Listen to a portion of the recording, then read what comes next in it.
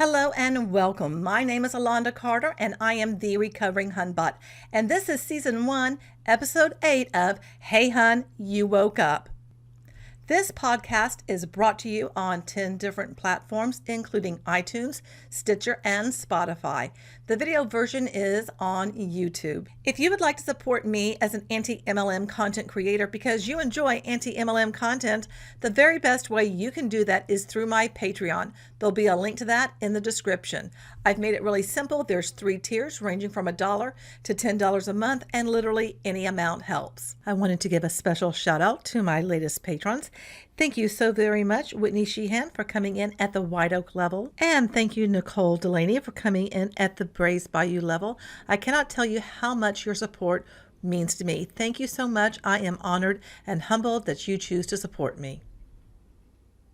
And if you're listening to me via Anchor, you can donate via listener support, and that's somewhere where you can find it. I can't direct you exactly to it because I'm not looking at it, but you're smart, you'll figure it out. Today's guest is Doug Duncan. Doug was in a spiritual religious cult for 20 years, and today he is a licensed professional counselor. Information about Doug will be found in the description, and you can reach out to him because he might be able to help you. He specializes in spiritual abuse and people who have been in cults. In this episode, we discuss how shame relates to being in a high-control group, be it a religious cult or multi-level marketing. So let's go ahead and get to it. Hey, Doug, thank you so much for joining me today. My pleasure.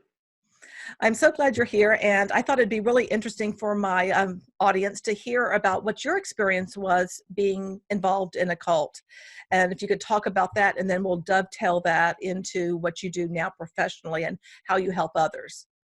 Okay, well, when I was in college, I met a man who was a Bible study teacher. It was his thing that he said that he did, although what he really was a cult leader. He led a group of people, and it started out, as a lot of these things do, seeming pretty innocuous. They were just meeting for Bible study, but slowly but surely, he gathered a group of younger people around him. He was 20 years older than me. I was 18 when I met him, and he was 38. A lot of the people were more like my age than his. And he gathered a group around him, and slowly but surely over time, the group became more and more controlling, and eventually became what I finally realized was a cult. It took me 20 years, but finally I did get out, and then there I was in my early 40s, kind of at loose ends in my life, so I had to figure out what to do. I went back to school, got a master's degree in counseling, and started working in the mental health field. And now I have a private practice where my specialty is counseling former cult members and people who have had devastating experiences of spiritual abuse.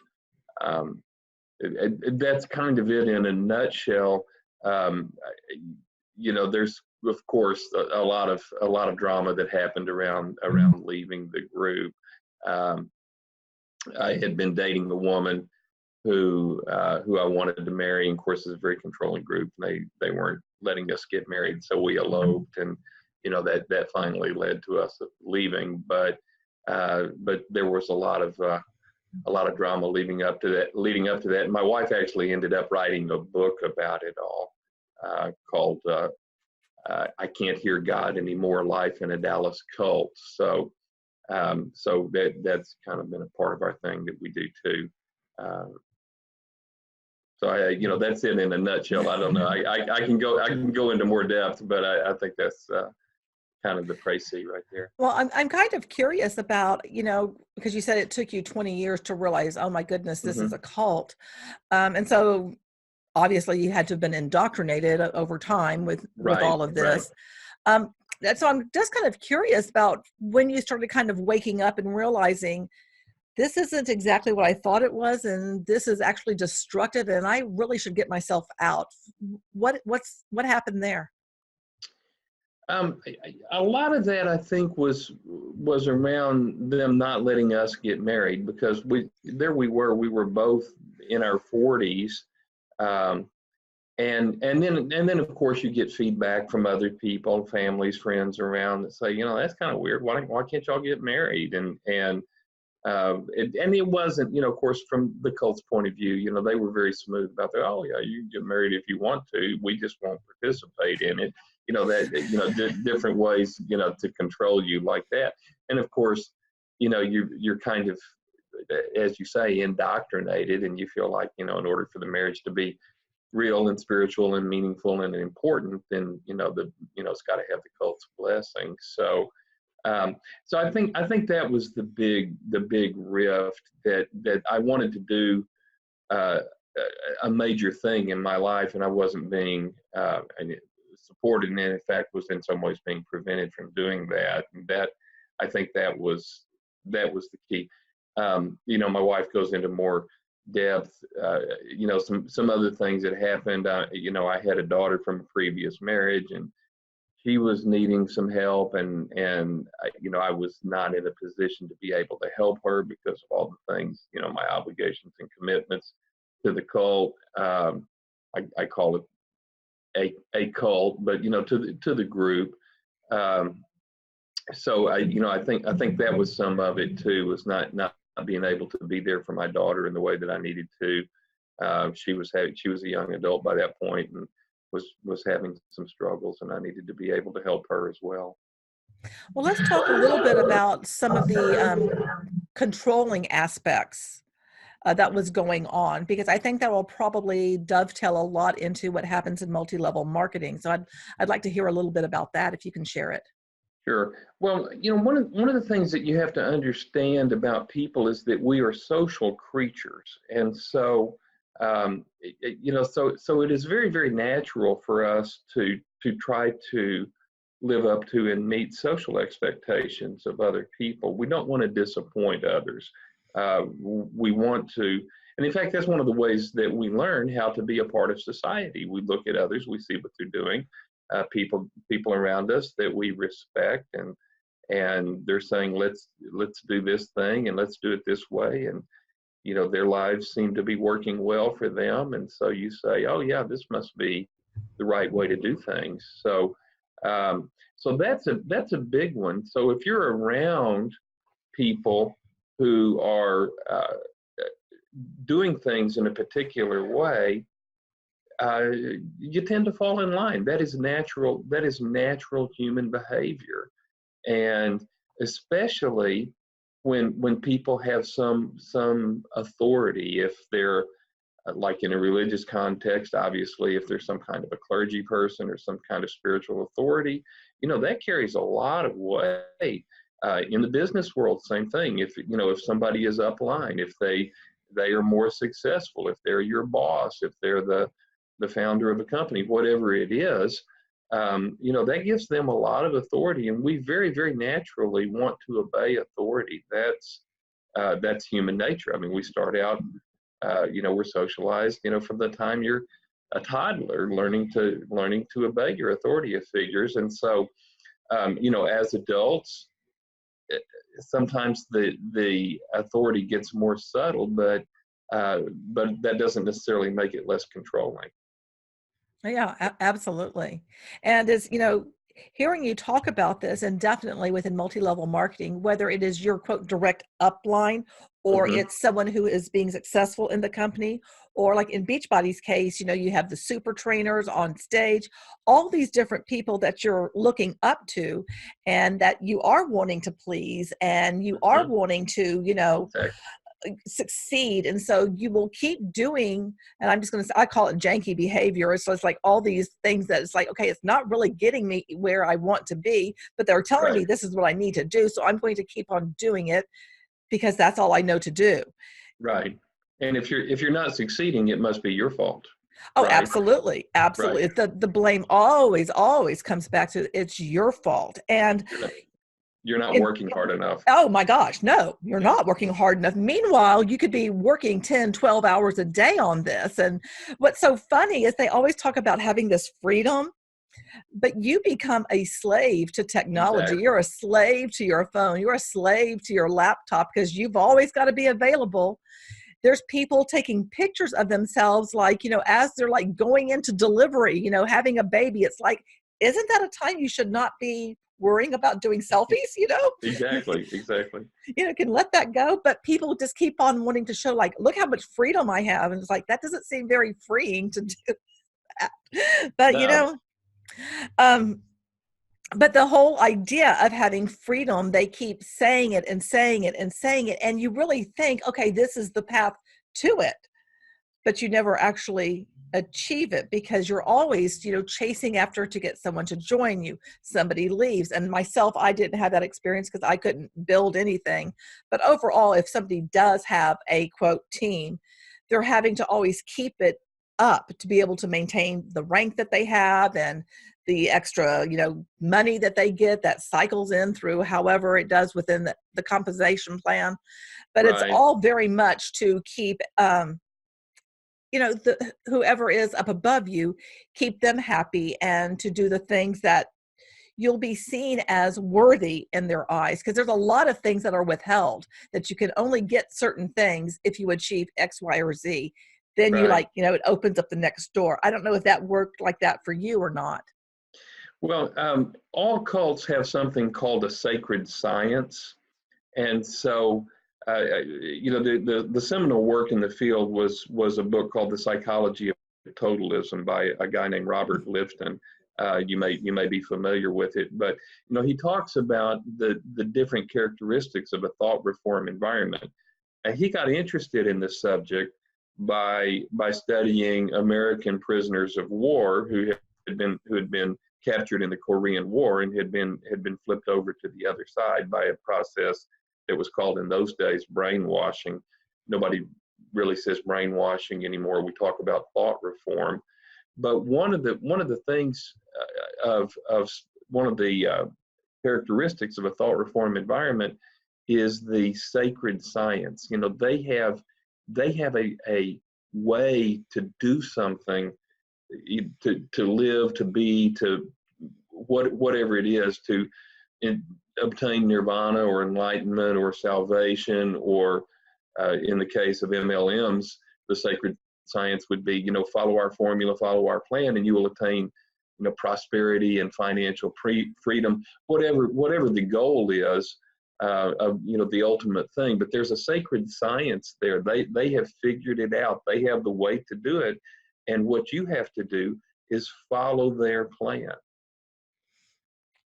And if for some reason you're not achieving that, then it falls back on, well, then it's your fault. Right. Yeah. And that's an issue of manipulation. But you're always with cultic groups, and to me, multi-level marketing groups are cultic groups. What is always happening is they're using guilt, so it's always a matter of try harder, so that and the fault is always yours, because the sacred science, it can never be wrong. So there's nothing wrong with the system. There's nothing wrong with the business plan. The fault has to be that you're imperfectly executing it. Yeah. Somehow you're doing it just wrong, even though you're following every step that, as you're told to do, but you still believe that you're doing it incorrectly somehow. Right. And one of the things that I'm seeing, because I woke up to, holy crap, what I'm involved in is just not a good idea. When we moved, because we live in Houston, and we moved like a few blocks from each other. And when we did, we cut the cord from cable. So I started watching a lot of YouTube. And across, my recommended started coming these anti-MLM videos. And I'm like, oh, holy crap, I was a Hunbot. I had no idea. And then I found the Reddit r/anti-MLM. And I'm like, oh my gosh, this is what people are saying about what we're doing. Holy crap. Oh, I was so embarrassed and ashamed and just everything. And that's what I see a lot of, is that people who leave, I think that they are carrying a lot of shame and guilt, and may not even be aware that they're carrying that with them. Well, and this is one of the things that I do in my work with former cult members, and I would, if I were counseling a former MLM Hunbot, if you will, I would take the same approach. Is that first of all, I would let them know that no, there's nothing wrong with you. You're not flawed. You're not some mutant who was, somehow uniquely gullible or anything like that. Well, all that happened was that you were subjected to a number of thought reform techniques that are very, very powerful. And because you're human, they worked on you. So what we try to tell people who were in cults is that really you were a victim. Mm-hmm. You just happened on the wrong person at the wrong time, at a time when you were vulnerable, usually at a time of transition in your life. I met my former leader when I was in college, which is I was 18 years old. I had just left home. That's a big time of transition. There's a lot of insecurity. And that's a time, honestly, a lot of cults do focus on trying to recruit people because they are very much in transition at that time. And that makes them vulnerable. You probably had things that made you vulnerable whenever you started your involvement with the MLM. Oh, yeah. I had gone through breast cancer, and the day that I went back to work, because I was working for a big oil company here in Houston at the time, and when I went back to work that day, I was laid off. Like 80% of the training department was let go. Oh, wow. Yeah. So that was like, oh my gosh. And we were also in the process of moving. My husband at the time was a server at a restaurant in downtown Houston. Wasn't really happy with that. And then he transitioned to where he works now. He's now a wine guy. He's a sommelier. Yeah. But I was making the most money. And so we went from me making all this money to having to move and trying to figure out everything. So I was very vulnerable because I was like middle finger up to corporate America, because what have you done for me lately other than kick me out at a time when I was, having, health issues. So yeah, I was extremely vulnerable. And at the time I wouldn't have thought it, but looking back in retrospect, I'm like, oh, I was a perfect target. Oh, sure. Yeah, you were classically vulnerable, and I think, again, none of that was your fault. I mean, you didn't decide to be laid off. You didn't decide to have breast cancer. So those were all factors in your life that were outside of any choices that you had made, but they did leave you vulnerable to manipulation, to the appeal of a determined persuader. Yeah. And the person who persuaded me was someone who had moved into the same complex we were in, was literally on the same floor. So she was my neighbor. And she didn't even have to say very much to me. I'm the one that came up with the idea after she had peppered the conversation, Well, she may have been a good manipulator, and that a good manipulator can be subtle. Yeah. But yeah. Certainly. So you were vulnerable, and you got taken advantage of and victimized. So that would be the first thing that I would work with somebody who had been in any kind of group like this, is to realize, hey, this wasn't your fault. You didn't do anything wrong. You got taken advantage of. That's unfortunate, and it's sad, and it was hurtful, and it is hurtful, but you don't need to blame yourself for it. Yeah. Well, what I also find too is that, especially like comments on my videos and things, is that people who have still been drinking the Kool-Aid, if you will, because I can tell, that they're still believers by what they'll say. And for me personally, it's like, it's not going to do any good for me doing tit for tat, trying to go back and forth, because what your mindset is due to the thought reform, that it's just like, trying to talk to a brick wall. I'm not going to get anywhere with that at all. Right. Has that been your experience as well, when people are? Yeah. When somebody is under the thought reform, it is very difficult to break through that, because they're invested in it, because again, for reasons that are common to all human beings, you don't want to believe that you're wrong. So So you will use a process of rationalization to convince yourself that what you're doing is right.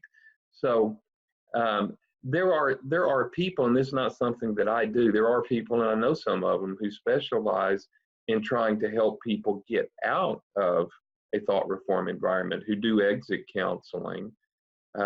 That's a different specialty than what I do. The exit counseling, sometimes takes days. Is what they used to call deprogramming.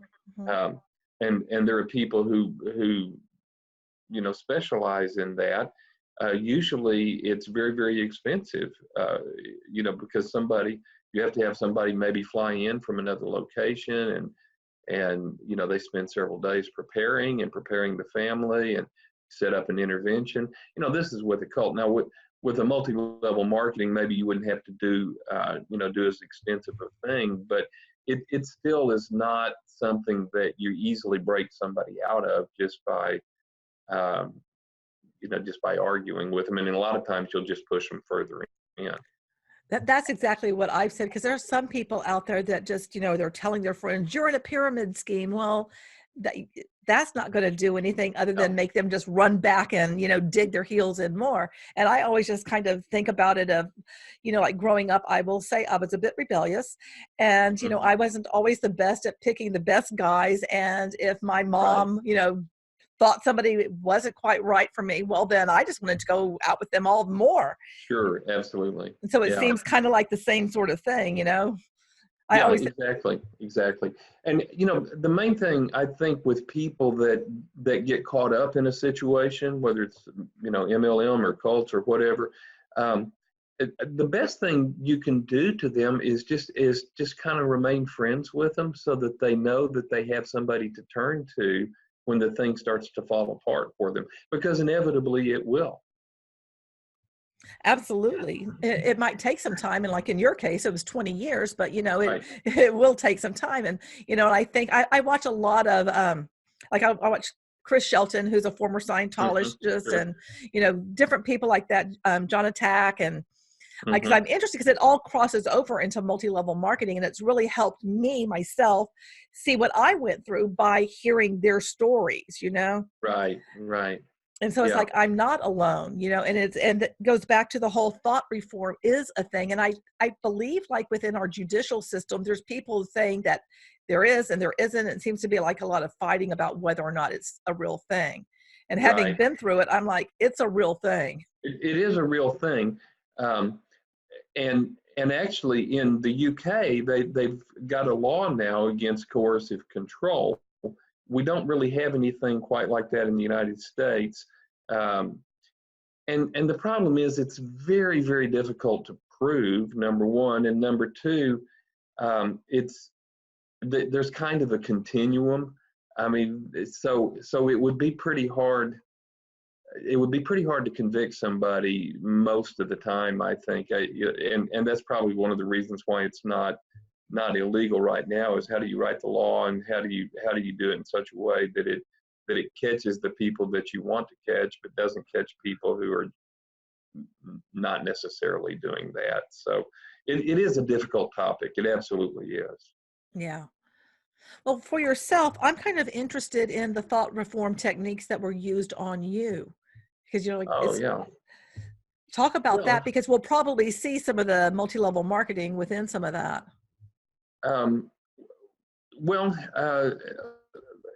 Maybe the simplest way to break it down is Steve Hassan's model that he does, the BITE model, where you have behavior, information, thought, and emotional control.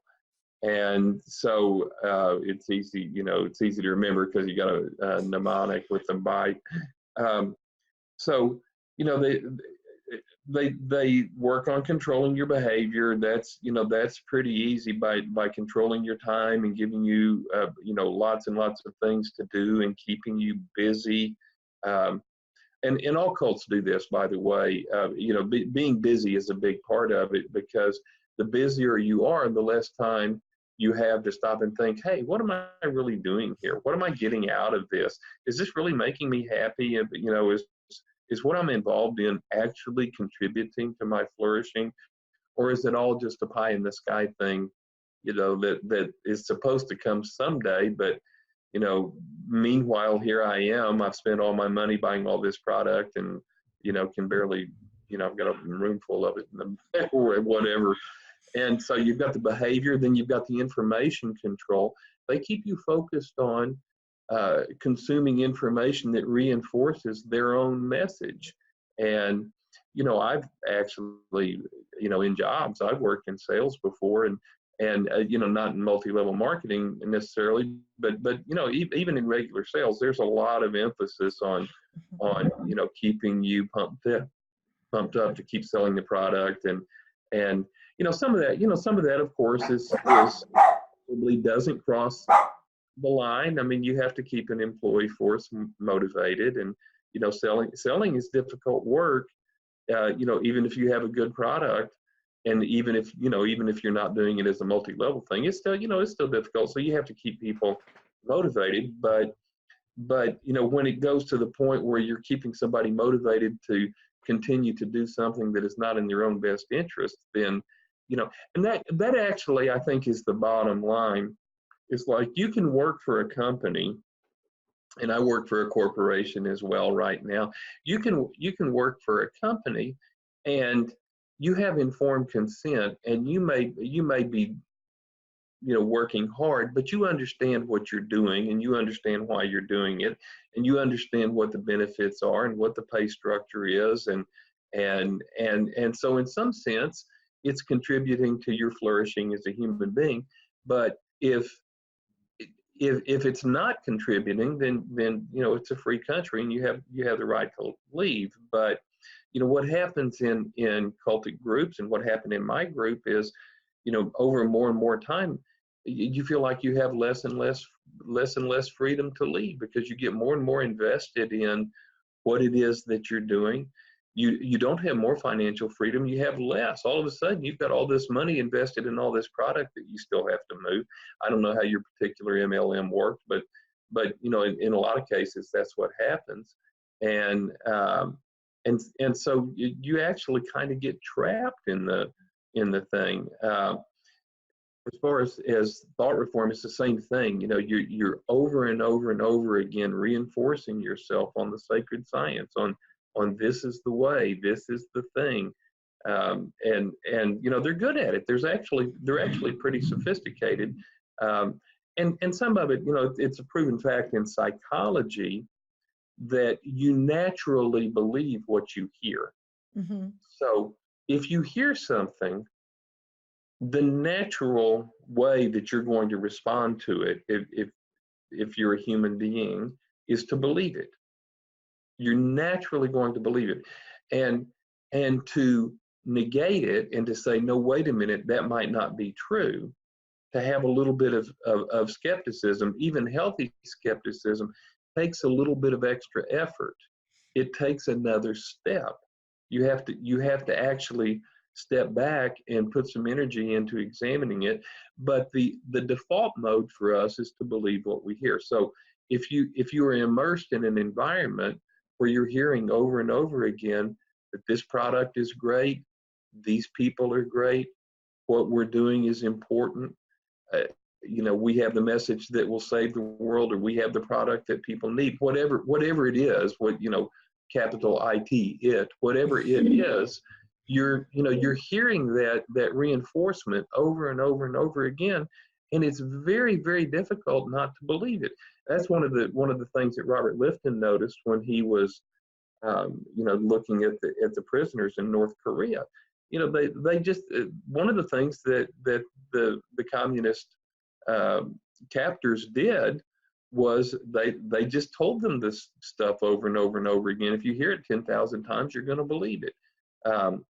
So that was one of the things that worked on me and our cult. We had Bible studies 4 or 5 nights a week. So we were hearing the same indoctrination over and over and over and over and over again. Well, even if you were skeptical at first, even if you were resistant at first, if you stayed in the environment and continued to hear the message over and over and over again, eventually you were going to start to believe it, and that did work.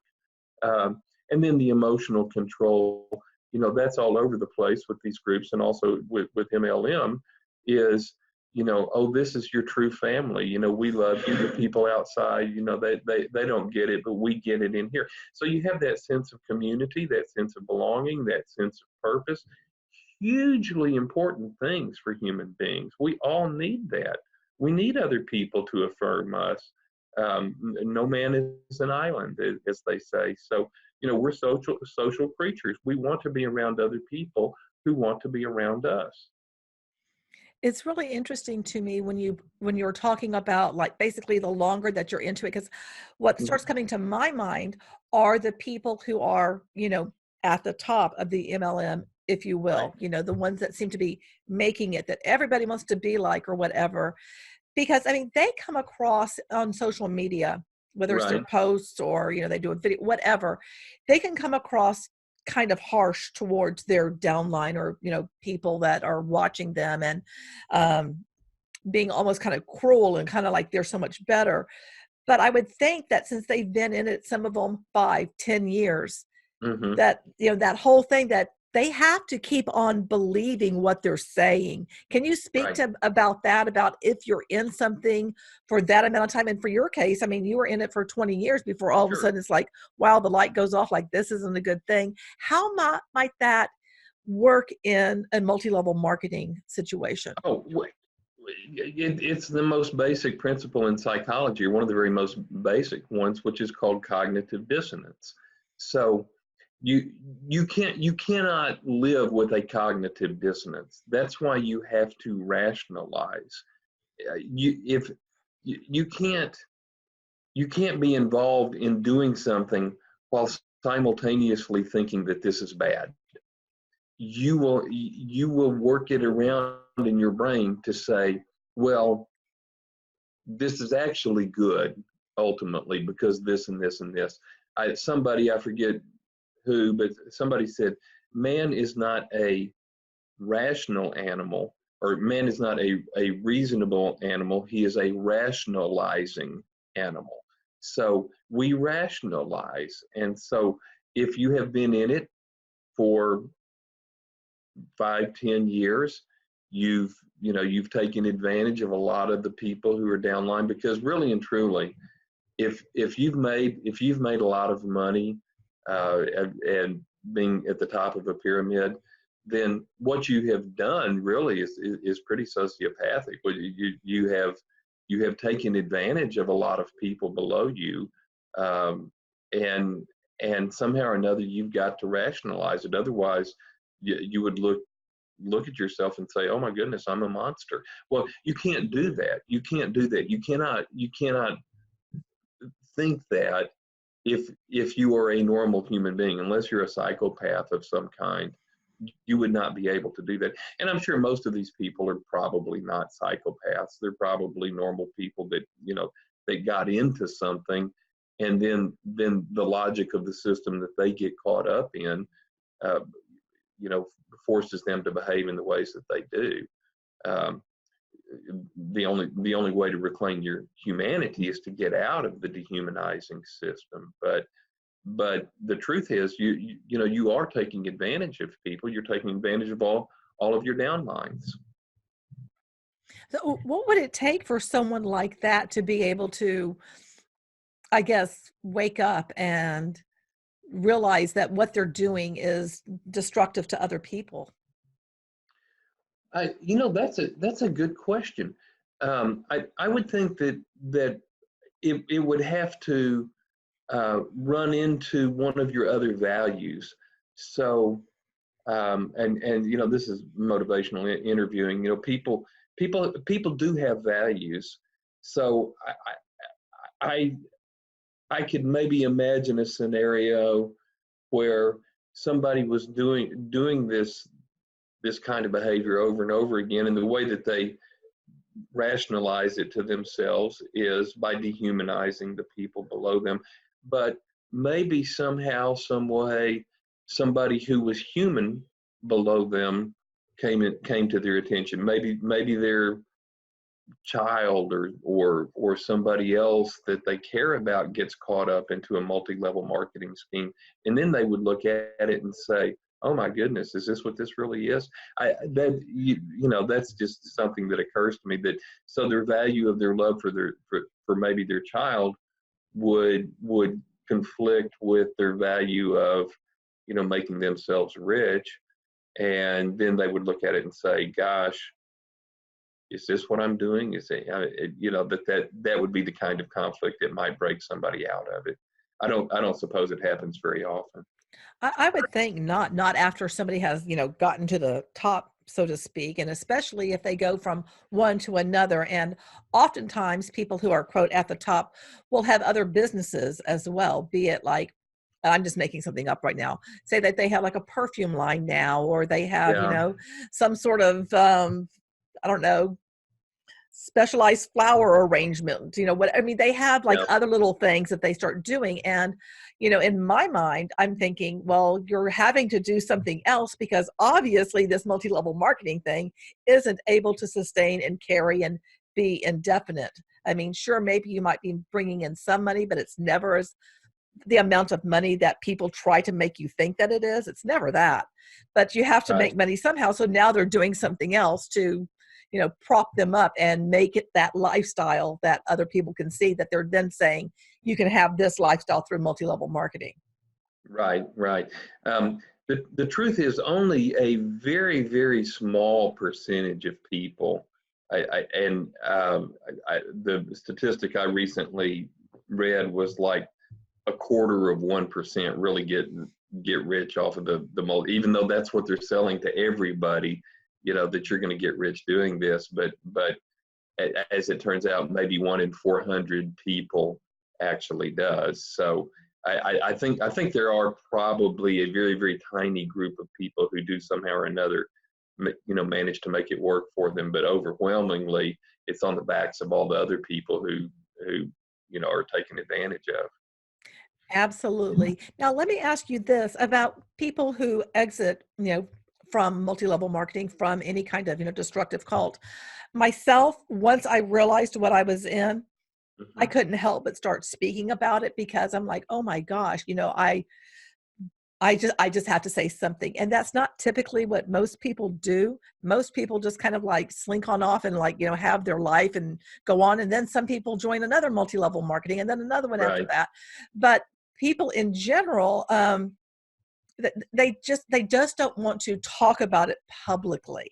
right. you know um and I think, and I'm not saying everybody has to come like, talk on my show or anything like that, but it seems to me that it'd be worthwhile if more people would talk about it, because it seems like that would serve as a way of warning to others if more stories that were out there.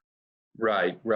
Well, people people are damaged by these experiences, and I think it's understandable that they kind of want to go off and lick their wounds, if you will, and try to heal.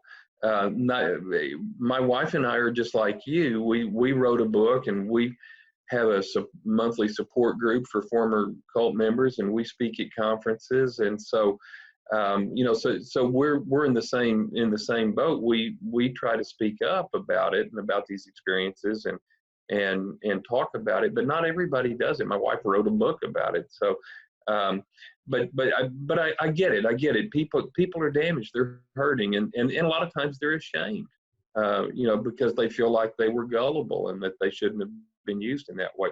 And that's part of our message, really, frankly, is that no, you're not flawed. It wasn't your fault. You didn't do anything wrong. You got taken advantage of. You met a determined persuader at a time you were vulnerable, and that's what happened. Is there anything that you can offer that like people can do as an exercise on their own to, help them with the shame and Hmm. guilt that they might be carrying? And maybe somebody who's listening to this doesn't realize that they're carrying that around. And maybe if they did something, it would help them at least start to process some of that gunk that they're carrying. Yeah. Well, and this might be my uh, prejudice as a counselor, but I think counseling is very, very helpful to people, in processing shameful experiences. So, experiences about which you feel shame, which is what you're saying, is that people feel shame. People feel like, I've messed up somehow. I'm flawed. There's something wrong with me. And counseling is a good process to go and to talk to somebody. If you get a good counselor, he will be able to help you work through that and realize, no, there's nothing wrong with me. I'm a normal human being. It's just I had a negative experience, but people do have negative experiences, and a lot of what it's about is what you do with that experience and how you recover and tap into your own resiliency and emphasize your strengths to yourself and move forward. So I think seeking out counseling is good. I wish there were more people who were educated about these things. There aren't enough people who are really savvy about the process of getting into cults, but multi-level marketing, same thing. But there are a lot of counselors out there who do understand how to counsel people who are coming out of bad relationships, and that's it's there's some crossover there too. It's like if a woman, for example, it doesn't have to be a woman, it could be a man, but if a person got into an abusive relationship, and over time it hurt their self-esteem and made them just feel bad about themselves and ashamed and no longer the bright, happy person that they once were. And then that relationship ends, and somehow they get out of it, and they manage to drag themselves to counseling some way or another. Good counselors know how to work with folks like that. And I don't think it's that different. I think what you're doing is you're trying to help somebody rebuild their self-esteem. Reading books that are helpful. For example, you're from Houston, you might be familiar with Brene Brown. She's from Houston, as it turns out, and she's written some good books about healing from shame. So those are helpful things to read and to approach. And then, obviously they say living well is the best revenge. So finding good, healthy, life affirming things that you can do in your own life to attend to your own happiness. I think one of the things, though, is that you have to realize, I know it sounds corny, but it really is true, that your happiness comes from within. It doesn't come from, getting rich or anything like that. So, believe me, I work because I know that we need money. You have to have some of it, but in order to have a happy, meaningful, fulfilled life, you don't have to be rich.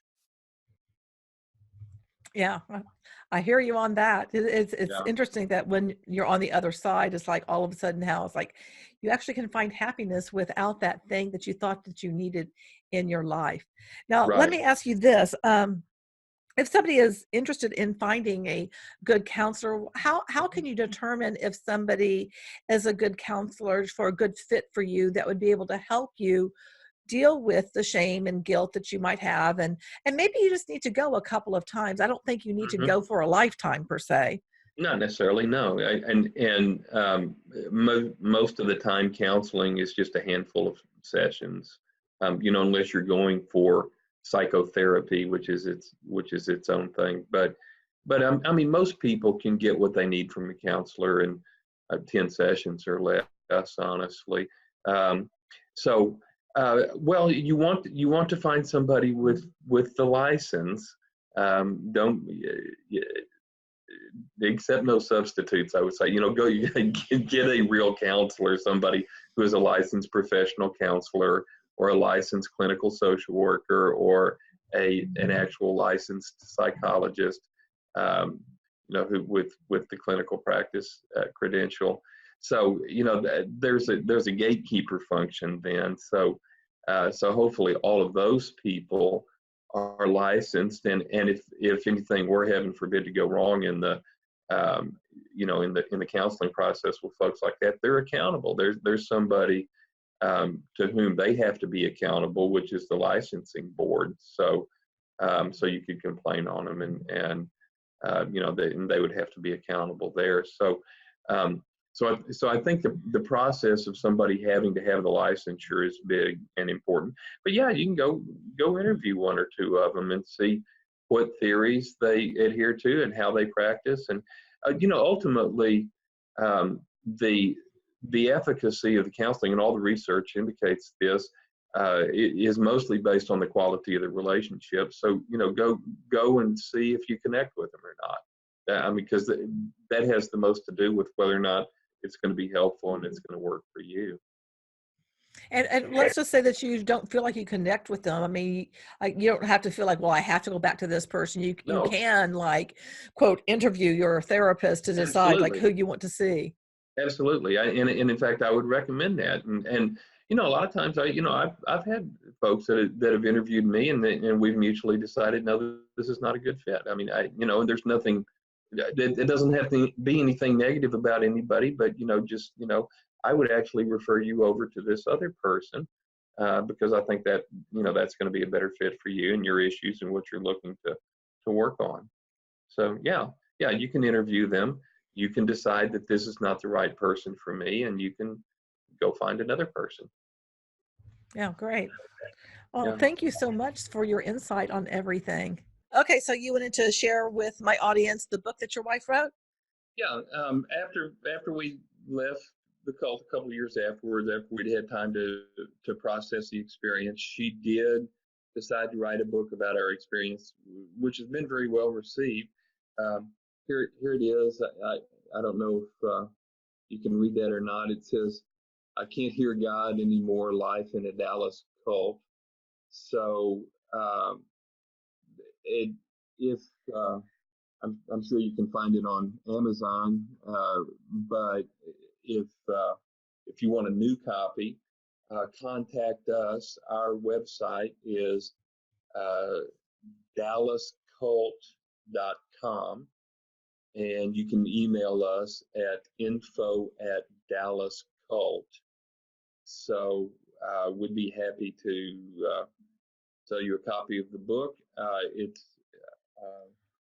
makes a good gift, a good Valentine's gift. I don't know when this is going to air, but yeah, we're still doing that. Also, I realize we're going to be speaking at a conference coming up pretty soon, and I don't know, you probably can't read this, but it's at SMU in Oh, yeah. Dallas on April the 4th, which is a Saturday. There's a one-day conference for about spiritual abuse, and honestly, in some senses, I believe people who have been in MLM type situations have been spiritually abused, and a lot of times, Absolutely. a lot of religiosity gets tied up with these groups, um, Big and time. and and and so you get exploited and used, and there's an overlay of religion that is there. So so I think a lot of people in MLMs have been spiritually abused. So if you happen to be in the Dallas area on April the 4th and can make it to the conference at SMU, I think it's about $50. It's not much, and that includes lunch. So and there are going to be some good speakers, and my wife and I are doing a panel there as well. Email me that information and I'll put it in the video description. Okay, sure. Yeah, absolutely. So that's coming up later this year. So we've got the book. Um, people who want to contact us, go to Dallas Cult or email us at info@dallascult.com. And if you're in the Dallas area, I do counseling, and there are people who who I see for counseling, and certainly would be happy to talk to somebody who feels like they need counseling in the wake of a bad experience with a multi-level marketing company. Tell me a little bit about, like, what does your wife's book cover? Give us some of the topics and stuff so that we can kind of have an overview of what's in the books, so that my listeners can, you know, make that decision. Say, yes, I want that. Yeah, well, I'll tell you what it really is, and I think it's one of the reasons why it's an effective book and it's a good read is because she just tells a story. She Yeah. tells the story of how she got attracted into the group. Part of it was me. I recruited her, Oh but my. well, I recruited her because I wanted to date her. So I said, well, here, join my cult so I can date you. Nobody joins a cult. That's number one thing. Nobody joins a cult. You go to a Bible study, or you go to a yoga class, or you go to a church that you think you do something that you think is going to help you flourish in your life, and that's the same exact thing that happens with people that that get involved with an MLM. Yep. It's like you don't think, oh, I'm going to join some organization that's going to take up my time for the next 4 years and alienate me from all my friends and financially bankrupt me and make me depressed and ashamed and discouraged. Gee, that's what I want to do. No, no, that's not what you do. You join something that you think is going to help you achieve your dreams and get financial freedom and all the things that they sell you. So yeah, eventually I will be in a place where I won't have to struggle so much, and life is hard, and people are looking for shortcuts. I get Yep. it. Yep. Life is hard. Life is often a struggle, and if I figure out, people buy lottery tickets for that reason, but and those usually turn out not to be good investments either. But you know, Very true. yeah, kind of a similar thing in a similar mindset. But yeah, people are looking for it.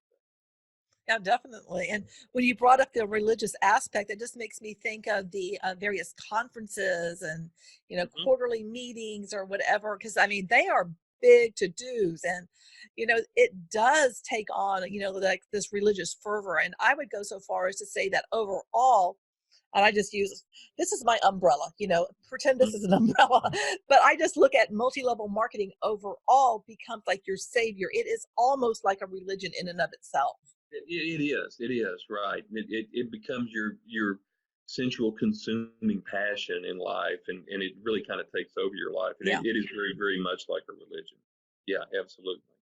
Yeah, and then I think this is what happened to me is that then I got into law of attraction and all these other things because it Right. almost seems like once you have opened yourself up to one cult, come on, look, there's some others. Well, let's just add those onto it. It's Yeah. like with multi-level Well, marketing, you just get involved with other things that they all work together, but they're all very, you know, cult like. And I recently did a video on the business activity tracker for Beachbody.